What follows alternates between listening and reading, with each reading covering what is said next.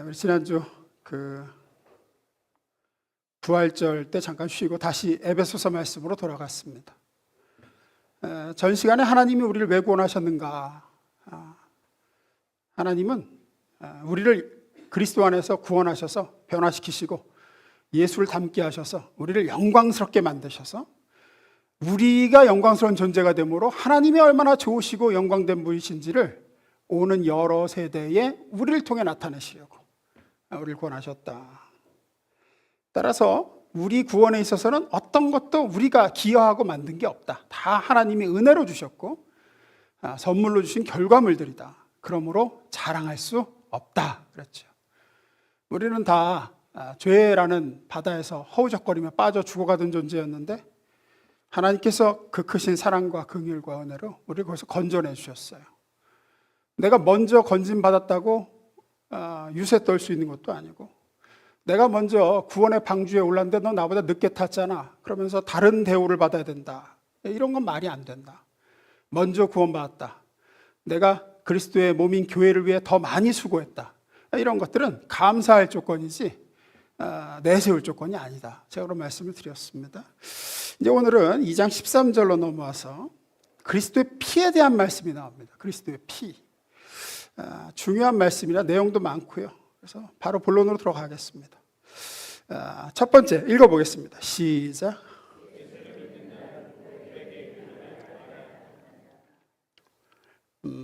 예수를 믿는다는 고백의 의미를 알려면 그리스도의 피가 왜 필요했는지를 좀 알 필요가 있습니다. 우리가 예수를 믿으면서 십자가의 보혈, 예수의 피라는 단어를 자주 언급하고 많이 사용합니다. 보혈 찬송도 많이 부르고. 하지만 그 그리스도의 피 흘리심의 의미를 깊이 생각해 본 성도는 생각보다 많지 않습니다. 예수께서 우리를 위해서 피 흘려 죽으실 수밖에 없었다는 사실에 대해서는 깊이 있는 생각과 고찰을 하지 않으면서 곧장 예수 믿으면 이러이러한 좋은 것들이 있다는 것으로 시선을 돌리는 것만큼 복음을 정확하게 만드는 게 없습니다. 먼저 정확하게 예수님이 왜 그런 방법, 십자가에서 그렇게 끔찍하게 처형당하셔야 됐는가, 그 방법 외에는 우리가 구원받을 길이 없었는가, 이거부터 정확하게 알고 넘어가야 됩니다. 본문으로 가봅니다. 제가 다시 읽겠습니다. 그러므로 생각하라. 너희는 그때 육체로는 이방인이요 손으로 육체에 행한 할례를 받은 무리라 칭하는 자들로부터 할례를 받지 않은 무리라 칭함을 받는 자들이라. 그때 너희는 그리스도 밖에 있었고 이스라엘 나라 밖의 사람이라. 약속의 언약들에 대하여는 외인이요 세상에서 소망도 없고 하나님도 없는 자이더니. 읽습니다. 시작.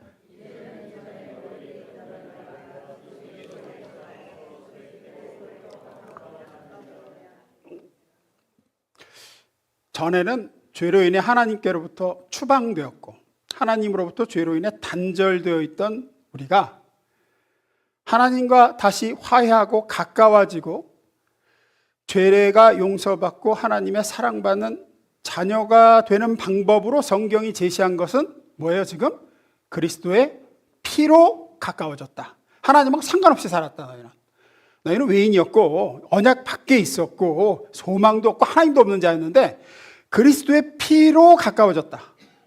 예수의 십자가 보혈만이 그 일을 가능하게 했다, 이 얘기를 합니다. 사실 기독교가 이런 피를 강조하고 기념하는 것으로 인해 초대교회 때 그 로마 제국으로부터 그 박해를 많이 받은 이유 중에 하나입니다. 이게 기독교인들이 인간의 피를 마시는 집단이라고 이렇게 몰아간 적도 있고, 우리가 이제 주의 만찬 때 그리스도의 피를 상징하는 포도주를 받죠. 그러면서 이것은 내 피니 뭐 이렇게 한단 말이에요. 근데 이걸 제대로 알지 못하는 사람들이 이 모습을 보고 저것들은 은밀히 모여서 피를 나눠 마신다.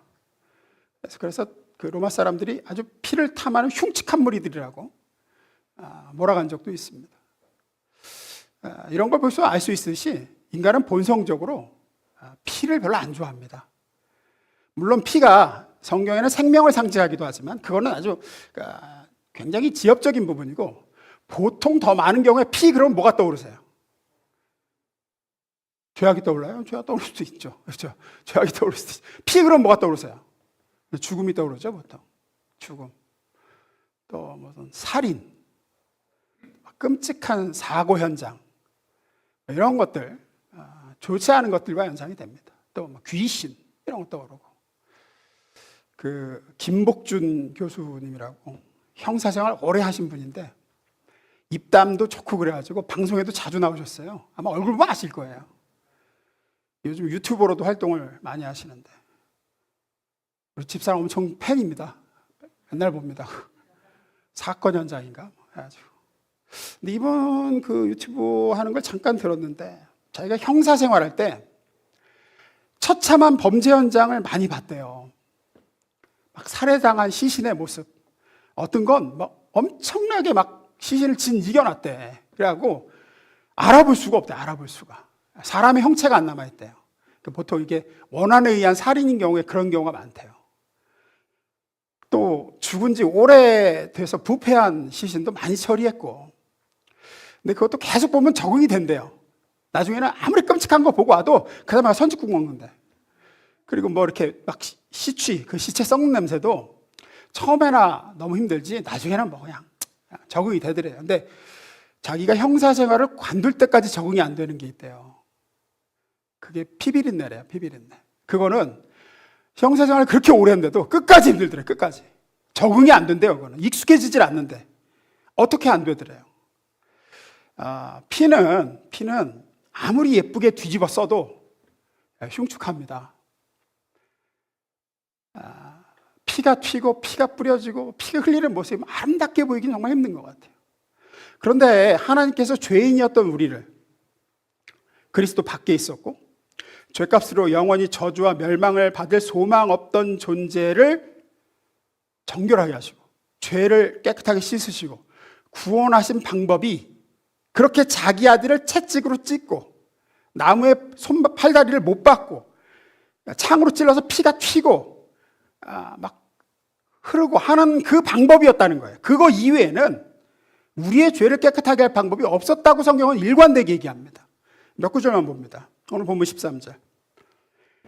이제는 전에 멀리 있던 너희가 그리스도 예수 안에서 그리스도의 뭘로? 피로 가까워졌다. 1장 19절 베드로전서. 오직 흠 없고 점 없는 어린 양 같은 그리스도의 보배로운 피로 된 것이니라. 우리는 그리스도 안에서 그의 풍성함을 따라 그의 피로 말미암아 속량 곧 죄 사함을 받았느니라. 이외에도 대단히 많지만 세 구절만 봤습니다. 우리는 그리스도의 피로 인해서만 죄 사함과 구원을 얻습니다. 따라서 우리에게 제가 여러분에게 어떻게 구원받으셨어요? 라고 질문하면 대부분의 분들은 예수 믿어 구원받았습니다 라고 대답을 하죠. 이 대답이 틀린 대답은 아닙니다. 하지만 충분한 대답도 아닙니다. 내가 예수 십자가 부활의 복음을 믿어서 구원을 얻었다. 이것만이 구원에 대한 대답이 충분한 대답이 된다고 하면 문제가 왜 되느냐면 구원이 마치 한 사람의 이해력, 복음을 잘 이해하는 이해력, 또 지능, 뭔가 새로운 진리를 받아들이는 열린 마음, 이런 게 구원의 조건이 돼요. 이 사람은 이해해서 예수 믿은 거 구원받은 거고 얘는 머리가 나빠서 이해 못해서 구원을 못 받은 게 돼버린다고요. 이 사람은 그래도 좀 마음이 열려 있어서 열린 마음 자세가 있어서 복음을 이해하고 믿어서 받아들여서 구원받은 거고 얘는 마음이 닫혀 있어서 마치 사람의 조건에 의해서 믿고 안 믿고 구원받고 안 받고가 결정되는 것 같습니다. 나는 예수를 믿어서 구원을 얻었고 당신은 예수를 안 믿었기 때문에 구원을 못 받았다. 이건 너무 단순하게 바라보는 거예요. 그럼 어떤 게 정확한 충분한 답변이냐? 엄밀히 말해서 우리는 예수를 믿어서 구원을 얻은 게 아니라 사실은 그리스도 예수의 피로 구원을 얻었기 때문에 예수를 믿게 된 거예요. 순서가 원래 그래요. 제가 계속 말씀드렸죠. 영이 살아나기 전에는 믿을래야 믿을 수가 없어요. 하나님을 감각할 수도 없고 하나님의 말씀을 깨달아 알 수도 없어요. 들리지도 않아요. 하나님이 먼저 그리스도의 피로 우리의 영을 살려놓고 그 다음에 보니까 믿어지는 거예요. 그 다음에 예수가 보이고 그 피가 날 위한 피였구나. 나중에 깨달아진 거예요. 우리 생각에는 내가 먼저 믿고 나서 살아난 것 같지만 아니요. 하나님이 살려놓고 믿게 하셨어요. 영이 죽어있는 자는 무슨 방법으로도 예수를 믿을 수가 없습니다. 먼저 영을 살려놓으셨기 때문이에요. 따라서 예수를 믿는다는 말은 나로부터 어떤 판단이나 이해나 조건이나, 그러니까 내가 복음을 이해했다, 내가 깨달았다, 내가 받아들였다, 내가 회개했다, 그래서 내가 구원을 성취한 것으로 착각하기 쉬운데, 이렇게 내가 이해하고 내가 깨닫고 내가 받아들이고 내가 회개한 내 행위로 믿음을 이야기한다 그러면 그건 성경이 이야기하고 있는 믿음이 아니에요. 나는 다른 사람보다 더 영적인 감수성이 민감한 사람이고 다른 사람보다 진리에 대한 깨달음과 포용력이 있어서 남다름이 있어. 남들은 못 받아들인 걸 내가 알아들였고 남들은 못 이해한 걸 난 이해했고 내가 예수를 알아봤고 그래서 난 예수를 믿을 수 있었다. 그랬더니 하나님이 나에게 구원을 주셨다. 이런 개념이라 그러면 성경이 말하는 믿음이 아닙니다. 이건 공로가 돼버려요. 행위가 돼버리고. 따라서 어떤 의미에서 내가 예수를 믿었다라는 말은 사실은 자랑스럽게 내세울 말은 아닙니다. 왜냐하면 성경이 말씀하는 믿는다라는 것은 이런 거예요. 나 자신에게는 어떤 가능성도 없다는 걸 알았어요, 내가. 나는 구제불능인 죄인이에요. 내 힘으로는, 내 의지로는 절대로 내 안의 죄성을 이길 수가 없어요. 죄를 안 짓겠다고 결심하고 또 결심해도 어느 순간 보면 죄 짓고 있는 나 자신을 발견해요. 이거는 재활용도 안 되는 존재라는 말. 더럽고 저 안에 있는 추잡스러움이 있고 매우 연약한 존재예요. 나에게는 도무지 죄로부터 벗어날, 또 죄를 씻을 수 있는 그 어떤 가능성도 안 보여요. 그러기에 자신에게 이렇게 절망했기에 예수라는 답변 외에는, 예수 이외에는, 예수 붙들고 그리스도가 날 위해서 행하신 그 십자가의 피를 의지하는 길 이외에는 나는 답이 없는 인간입니다 라는 고백이 성경이 말하는 믿음이에요. 성경이 말하는 믿음은 그런 거예요. 자기 자신에게 철저히 절망한 자가 예수 이외에는 다른 대안이 없습니다. 이게 내가 예수를 믿습니다 라는 말입니다. 예수를 믿는다는 말 속에는 이런 것들이 포함되어 있는 거예요. 하나님께서 자기 하나뿐인 아들을 죽여 피 흘리게 하신 그 피로 우리의 죄를 씻고 그 피로 내가 저지른 죄값을 치르게 하는 방법 이외에는 다른 아무 것으로도 나를 구원할 방법이 없기 때문에 예수님이 십자가에서 그렇게 모진 고난과 피 흘림과 수치와 형벌을 받으시고 값을 치르신 것, 우리로서는 도무지 그 죄값을 치를 능력이 없어서 그리스도가 대신 치르는 방법 외에는 다른 방법이 없었다고요. 우리로부터는 아무 방법이 없었습니다. 어떠한 가능한 방법도 없기 때문에 예수님이 대신 치러 주셨습니다. 우리가 치러야 할 빚이, 그 죄값이라는 것이 얼마나 컸는가 하면 지극히 높으신 하나님의 아들이 그렇게 끔찍하게 죽는 것 외에는 갚을 길이 없었어요. 그래서 예수를 믿어서 내가 구원을 얻었습니다 라는 말 속에 포함된 것은 내가 얼마나 뼛속까지 죄인인가가 반드시 확인되어야 되고, 나는 갱생이 불가한 죄인이고, 나는 소망이 없던 사람이고, 나는 가르치는 것으로는 못 알아먹는 사람이고, 그 어떤 방법으로도 죄를 이길 길도, 죄를 씻을 길도 없다는 철저한 자기 확인이 있는 사람만이 할 수 있는 말이 내가 예수를 믿습니다예요. 내가 예수를 믿습니다. 구제불능인 죄인이 자신에 대한 철저한 자기 인식에서 무선한 대답, 예, 내가 예수를 믿습니다. 그래서 예수를 믿는다는 말을 할 때 내가 깨달았고 내가 복음을 잘 이해했고 받아들인 게 내 자랑이고 내 공로고 내 의다, 이거는 성경이 말하는 믿음이 아니에요. 그래서 예수를 붙들지 않으면 큰일 난다는 자기 확인, 십자가 예수의 피를 의지하는 것 이외에는 내 죄를 씻을 어떤 길도 없다는 자기 절망, 그게 믿음의 출발입니다. 두 번째, 읽습니다. 시작.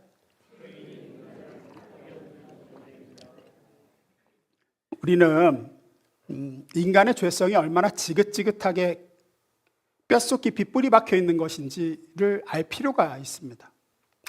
이걸 우리가 왜 잘 못 느끼냐면, 조금 특히나 일찍 예수 믿고 일찍 성령, 어린 시절에 이렇게 성령을 받은 이런 분들은 우리 안에 하나님의 영이신 성령이 계시고 영이 이미 살아있어 하나님을 감각하고 하나님을 추구하고 하나님의 영이 성령께서 수시로 붙잡아 주시고 죄로 가려고 그러면 이렇게 트시고 하기 때문에 잘 못 느껴서 그렇지 인간은 정말 뼛속까지 구제불능인 죄인입니다. 그리스도의 피로 깨끗하게 되어 하나님의 영이 다시 우리 속에 오사 속사람에서부터 우리를 바꿔놓으시는 방법 이외에는 그 어떤 것으로도 갱생이나 교화가 안 되는 게 죄인으로 태어난 인간이에요.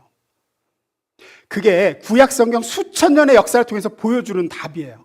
구약성경의 핵심 메시지가 뭐냐? 여러 메시지가 있지만 구약의 핵심 메시지는 어떻게 해도 인간은 안 되더라. 그거예요. 어떻게 해도 죄인인 인간은 안 되더라. 여러분 구약을 읽으실 때 그런 생각 드신 분 있어요? 혹시? 이스라엘 백성 도대체 왜 이럴까?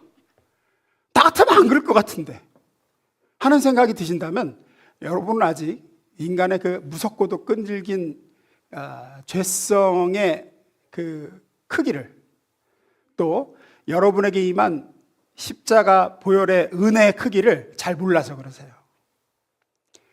구약 읽다 보면 이 정도 맞았으면 이제 정신 차릴 때도 됐는데 얘네들은 왜 이렇게 정신을 못 차리고 계속 이럴까?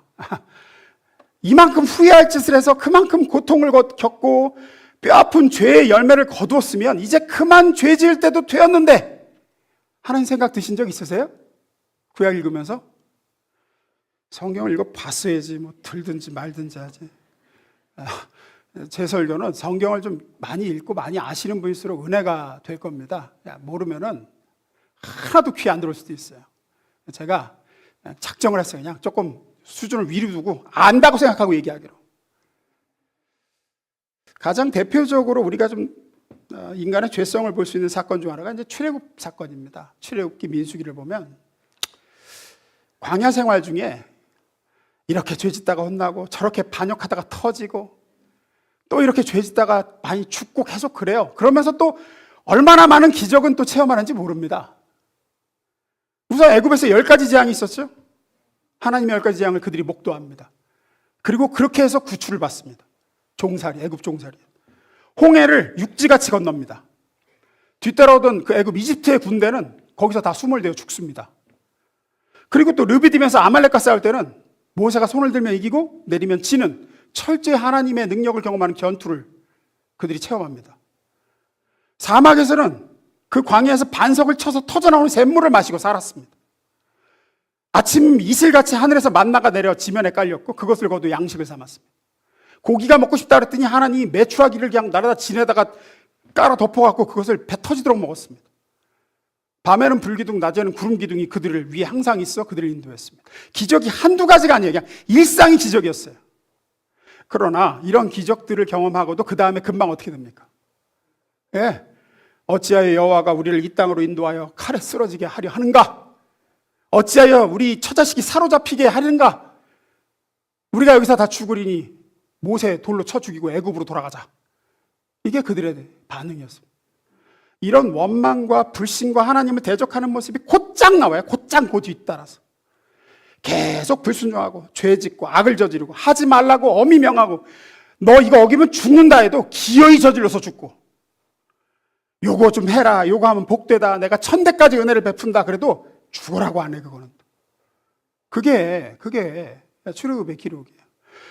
그래서 혼이 나고 지진이 나서 죽고 유황 불에 태워 죽고 뭐 전염병 돌아 죽고 불뱀에 물려 죽고 그래서 또 잘못했다고 회개하고 싹싹 빌고 그럼 용서하시고 치유하시고 근데 그 다음 장 가면 또 그래 또 반복 연속 비단 출애굽기에서만 그런 게 아니죠. 우리가 작년 말에 살펴봤던 사사기 거긴 더하고 열왕기 상하로 가면 또 가관이고 하나님께서 그래서 이사야 선지자를 통해서 호소를 하십니다. 이스라엘 백성을 향해. 한번 읽어볼까요? 시작.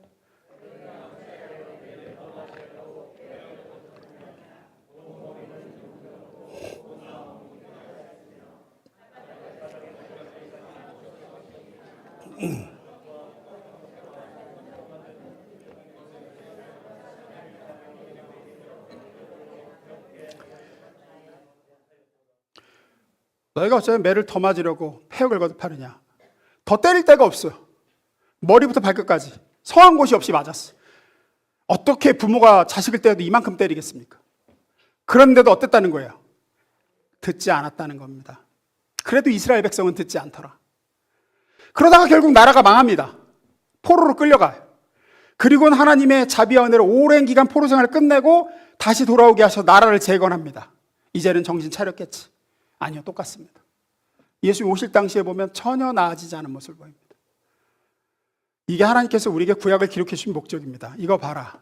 인간은 이런 존재다.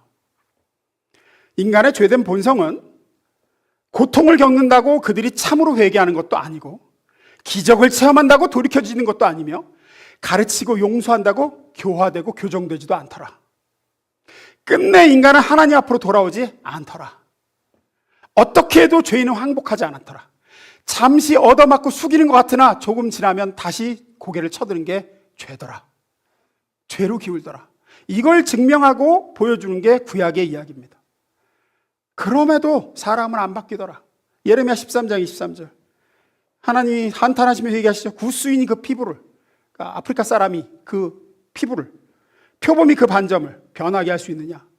할 수 있을진데 악에 익숙한 너희도 선을 행할 수 있으리라. 이걸 반어법이라고 그러죠. 흑인이 피부를 하얗게 할 수 있느냐? 표범이 그 반점을 없앨 수 있느냐? 없앨 수 있으면 너희도 죄 아니고 의를 행할 수 있으리라. 너희는 안 된다. 구약에 오실 것이다, 오실 것이다, 오실 것이다 했던 하나님의 아들 메시아 그리스도 예수가 오신 이후에도 그리스도의 십자가에서 피가 우리를 정결하시게 하시기 전에는 구약하고 똑같았습니다. 구약의 인간 선지자가 아니라 이제는 성자 하나님이신 예수님이 오셔서 직접 가르치셨어요. 내가 진실로 진실로 너에게 이르노니 이러면서 가르치시고, 또 사람들을 오병이어와 바다 위를 걸으시는 모습 보여주시고, 죽은 자를 살리시고, 이렇게 가르치고 기적을 체험했음에도 그들은 믿지 않았습니다. 변화되지 않았어요. 진심으로 회개하지 않습니다.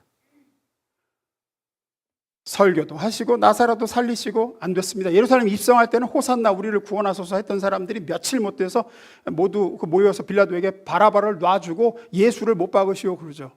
빌라도가 아무리 봐도 이 사람 죄가 없는데, 야, 이 사람 죄를 내가 못 찾겠다. 그러니까 그 사람 놔주면 우리 가만히 안 있겠다. 그 사람 죽이는 게 잘못이면 그 잘못된 죄값을 우리와 우리 자손이 갚을 테니까 죽여라. 이게 죄된 인간의 모습이었습니다. 이런 죄된 인간을 바꿀 수 있는 길, 그 죄에서 이들을 깨끗하게 할 수 있는 길, 하나님의 죄 없는 아들이 십자가에서 피 흘려 죽는 방법 위에는 그 어떤 방법도 불가능했다는 것이 성경의 증언입니다. 그리스도의 피밖에는 없었습니다. 그가 죽어서 갚을 수 있는 방법밖에 없었기 때문입니다. 하나님의 아들 그리스도 예수께서 십자가에서 피를 흘리사 그 피로 우리의 모든 죄값을 대신 지불하시고, 결국 그 피값으로 우리가 모든 죄와 악에서 정결하게 될 수 있었습니다. 우리의 죄가 깨끗이 씻겨지자 다시 태초에 후 불어넣으시던 그 하나님의 영이신 성령이 다시 우리 속에 들어올 수 있는 상태가 된 거예요. 죄가 깨끗해지니까 성령이 우리에게 들어올 수 있는 상태가 되었고, 성령이 우리에게 들어오신 다음에야 우리는 속에서부터 변화가 일어나서 진정으로 달라지기 시작했습니다. 저도 기독교 교육학을 공부를 했었는데, 일반적인 교육학의 입장은 사실 이런 겁니다. 인간은 교육을 잘 시키면 바뀐다. 인간은 교육만 잘 받으면 선해질 수 있다. 즉 인간은 본성상 죄로 기울며 인간은 소망이 없다라는 것을 반대하는 입장이 교육학입니다. 교육학은 인간에게 가능성이 있다고 주장해요. 그러나 성경은 인간에게 가능성이 없다고 합니다. 성경 당장 가장 성경을 많이 배우고 백성들에게 존경받을 만큼 교육을 많이 받았던 니고데모 보고 예수님이 당장 뭐라 그러세요? 너 다시 태어나라. 다시 태어나지 않으면 천국 못 가. 그게 성경입니다. 근데 교육학은 이렇게 주장하죠. 우리가 우리 자녀들이나 한 인간을 잘못 다루어서 저렇게 된 거지, 제대로 교육을 잘 시키면, 잘 이해시키고 그러면, 올바른 길로 인도하면 괜찮은 게 나온다. 배워서 알면 사람은 선을 행할 수 있다. 정말 그럴까요? 그런데 왜 저렇게 누구보다도 똑똑하고 많이 배운 사람들이 몰려있는 정치판과 법조계, 언론계는 저 모양입니까? 엄청 많이 배웠어요, 교육. 죄를 교묘하게 짓죠. 주도 면밀하게. 많이 배워 똑똑하니까. 안 걸리는 법을 알아서. 더 큰 도둑놈들은 다 거기 몰려있잖아요. 인간은 그래요. 배우잖아요? 그러면 똑똑해지거든요. 똑똑해지면 선해지는 게 아니라 여러분 어떻게 해서 이거 안 들키고 죄를 더 많이 헤쳐먹을까, 이렇게 돼요. 그게 인간이에요. 인간이 얼마나 무섭도록 죄에 오염되어 있고 악한 뿌리를 가지고 태어났는가를 우리는 반드시 알아야 됩니다. 우리가 인간에 대해서 얼마나 가능성이 있다고 생각하고 잘 인도하면 괜찮을 것이라고 낙관하는 만큼 복음도 십자가도 그리스도의 피도 필요 없다고 생각합니다. 말로 해서 된다고요? 가르치면 깨닫는다고요? 전 TV에서 오은영 박사님 나와서 뭐 이렇게 하면 솔직히 전 그것도 좀 그래. 물론 어느 정도 뭐 효과가 없다고 볼 수는 없지만 근본적인 족사람의 변화는 예수 만나야 되지. 조금 이렇게 하다가 다시 이렇게 될 가능성이 높은 것 같아. 나는 사람은 소망이 없어요. 예수 위에는. 조금 일찍 예수님 만나고 좀 어릴 때 성령님 만나갖고 찾아오신 분들의 경우 착각을 많이 해요. 그래서 아니 왜 회개를 안 하지? 내가 예수님의 저 산상수훈 설교를 직접 들었으면, 내가 저런 은혜를 받았으면, 내가 저런 기적을 구약에 체험을 했으면 말이야. 나는 진짜 어마어마했을 텐데 왜 저러고도 저러지? 왜 이렇게 생각하지요? 이미 구원을 얻었기 때문에, 이미 영이 살아나서 또 하나님의 성령이 그 속에 거하시기 때문에 이제 들리는 것이고, 이제 알아먹는 것이고, 마음속 저 깊은 곳에서부터 죄가 싫어지고, 죄 짓는 자신이 밉고, 하나님을 향한 목마름이 있고, 하나님 뜻대로 하는 소망이 있고, 이게 기본으로 탑재되어 있는 사람이라 잘 모르는 거예요. 하나님의 영이 없는 인간, 영이 죽어 있는 인간이 얼마나 악해질 수 있는지를. 그런 의미에서 이 자리에 계신 예수 믿고 성령 받은 여러분들은 하나님의 정말 놀라운 은혜 받은 자들이요, 더 어찌할 수 없는 기적을 통과한 사람들인 줄로 믿으시길 주님으로 축원합니다. 이 모든 게 어떻게 가능했습니까? 오직 그리스도 예수의 피 흘리심으로 가능해진 겁니다. 예수께서 십자가에 달려 피 흘려 죽으시기 전날 밤 제자들의 발을 다 씻기시죠. 그때 베드로가 거부합니다. 13장 8절 읽습니다. 시작.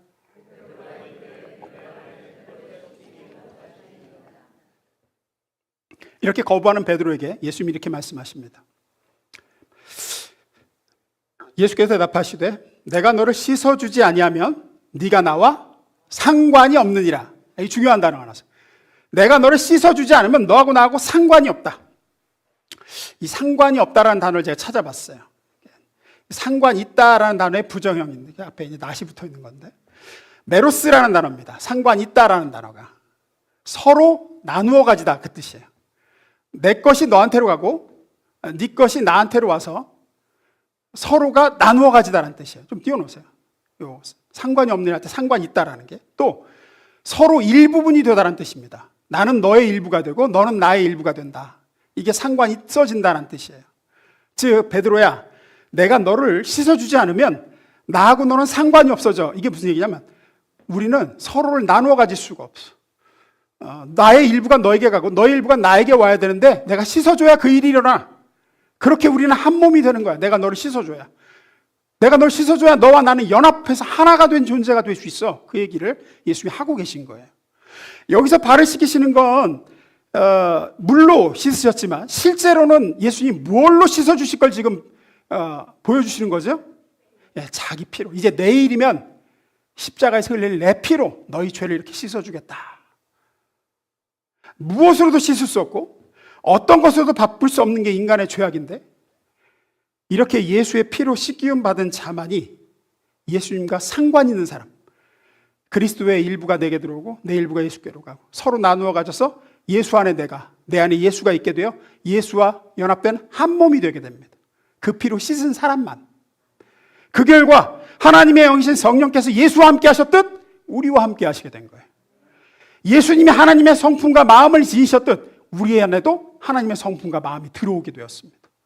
예수님이 죄를 미워하셨듯 우리도 죄가 싫어지고 미워지며, 예수님의 소원이 이 땅에서 하나님의 뜻을 이루어드리는 것이듯 우리 안에도 소원이 들어와 하나님의 뜻을 이 땅 가운데 이루길 원합니다. 이렇게 되게 된 거예요. 예수의 피가 우리를 씻음으로. 그래서 말씀이 이해가 되고 은혜가 되는 거고, 어떤 분들은 구약에는 이렇게 기적의 역사가 많은데 왜 나는 이렇게 특별한 기적을 체험하지 못하나? 여러분, 그들에게는 죄된 욕심으로 가득했고 성령이 내주하지도 않았고, 그래서 그렇게 기적을 많이 보여줘도 알아들을까 말까 한 수준이었지만, 우리는 이미 하나님의 영이 우리 속에 들어와 계세요. 그래서 그렇게 많은 기적이 필요하지 않은 거예요. 이렇게 설교만 해도 알아먹으니까. 하나님께서 예수님을 정결하고 완전한 아들로서 기뻐하시듯 피로 예수와 하나 된 우리도 정결하고 완전한 자녀로 기뻐하십니다. 아버지께서 완전한 그리스도를 사랑하신 그 사랑으로 지금 우리를 사랑하고 계십니다. 예수 피로 우리를 씻어주심으로 그분과 우리가 서로 상관없는 존재, 상관 있는 존재가 됐죠. 서로를 나누어가지고 하나 된 존재. 그래서 예수님이 가지신 것 중에 내 것이 아닌 것은 없게 되었어요. 예수님이 가진 건 다 내 거예요. 예를 들어서 아까 말씀드린 대로 예수님이 영원하신 대제사장이십니다. 예수님은 제사장으로서 예수님께서 복을 비면 아버지께서 그 축복한 복대로 복을 빈 대장에게 부어주셨어요. 예수의 피로 내가 예수와 하나가 되었어요. 그래서 우리도 하나님의 거룩한 제사장이 되었습니다. 예수의 이름으로 자녀를 위해서 제사장으로서 거룩한 손을 들어서 자녀에게 축복 기도를 하세요. 그러면 하나님이 그 복을 자녀에게 부으십니다. 이 특권을 팔로 걷어차지 마시고, 이거 뭐 이렇게 돈 드는 것도 아니고 그렇게 힘든 거 아니니까 절대 되지 않아요. 내가 예수와 연합됐다니까요. 거룩한 제사장이에요. 몸담은 교회를 위해서 축복하십시오. 직장을 위해서도 하나님의 제사장으로서 복을 비세요. 하나님 아버지는 아들 예수님의 기도에 항상 귀를 기울이셨습니다. 예수의 피로 하나 된 우리의 기도도 똑같이 취급하고 귀를 기울이십니다. 예수께서 악한 영을 꾸짖으시면 그 영은 절대로 대항하지 못하고 쫓겨나갔습니다. 예수와 하나 된 그 피로 예수와 연합된 우리도 그분의 이름으로 가정의 악한 영들, 어디에 회방하는 영들 예수 이름으로 대적하십시오. 그럼 쫓겨나갑니다. 여러분, 이것을 여러분이 믿고 권리를 사용하셔야 돼요. 그리스도의 모든 것, 그리스도가 가지신 모든 것이 그리스도의 피로 우리의 것이 되었습니다. 이것을 오늘 본문은 이렇게 표현합니다. 12절 13절입니다. 그때는 아직 예수 피로 씻김 받기 전에는 너희는 그리스도 밖에 있었고 이스라엘 나라 밖의 사람이라 약속의 언약들에 대한 외인이요 세상에서 소망도 없고 하나님도 없는 자이더니 이제는 전에 멀리 있던 너희가 그리스도 예수 안에서 뭐로? 그리스도의 피로 가까워졌느니라. 하나님과 가까워졌다. 누구처럼? 예수님이 하나님과 가깝듯이 너희도 하나님과 가까워졌느니라. 예수님이 가진 것 중에 네 것이 아닌 것이 없다. 이 그리스도의 피로 받은 선물, 예수와 하나됨으로 누리는 놀라운 권세, 이것들을 누리시기를, 우리가 어떻게 그 무서운 죄에서 노임받게 되었는지, 하나님이 어떤 값을 치르시고 우리에게 이 특권을 허락하셨는지 깨달으시고 기뻐하시고 감사하시며 누리시길 주의 이름으로 축원합니다. 기도하겠습니다.